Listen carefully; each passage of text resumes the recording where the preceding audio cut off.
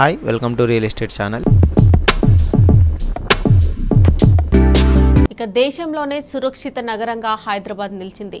తొలి 2 స్థానాల్లో కోల్కతా, పూణే ఉన్నాయి. జాతీయ నేర గణాంకాల సంస్థ ప్రకటించిన జాబితాలో 3వ స్థానంలో హైదరాబాద్ ఉంది.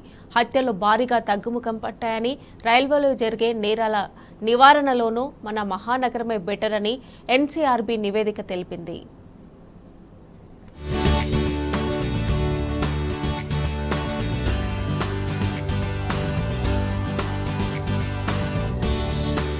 తెలంగాణ రాజధాని హైదరాబాద్ సురక్షితమైన నగరంగా నిలిచింది. దేశంలోని ఇతర నగరాలతో పోలిస్తే హైదరాబాద్లో చాలా తక్కువగా నేరాలు నమోదవుతున్నట్టు జాతీయ నేర గణాంకాల సంస్థ వెల్లడించింది. ఈ మేరకు తాజాగా విడుదల చేసిన సురక్షిత నగరాల జాబితాలో హైదరాబాద్ దేశంలోనే 3వ స్థానంలో నిలిచింది. పశ్చిమ బెంగాల్ రాజధాని కోల్కతా, మహారాష్ట్రలోని పుణే నగరాలు మొదటి 2 స్థానాల్లో నిలిచాయి.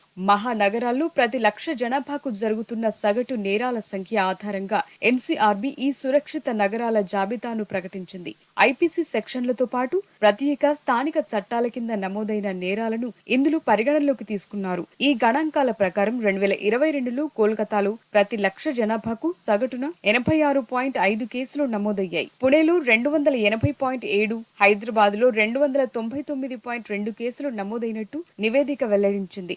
20 లక్షలకు పైగా జనాభా ఉన్న 19 నగరాల్లో నమోదైన కేసులను పరిగణనలోకి తీసుకున్న ఎన్సీఆర్బీ ఈ ర్యాంకులు ఇచ్చింది. అయితే కోల్కతాలో మహిళలపై 2021లో జరిగిన 1783 నేరాలతో పోల్చితే 2022లో 1890 కేసులు పెరిగాయి. మహిళలపై నేరాల రేటు ఈ నగరంలో ప్రతి లక్ష జనాభాకు 27.1గా నమోదయ్యింది. 11 రేప్ కేసులు, 34 హత్య కేసులు నమోదయ్యాయి.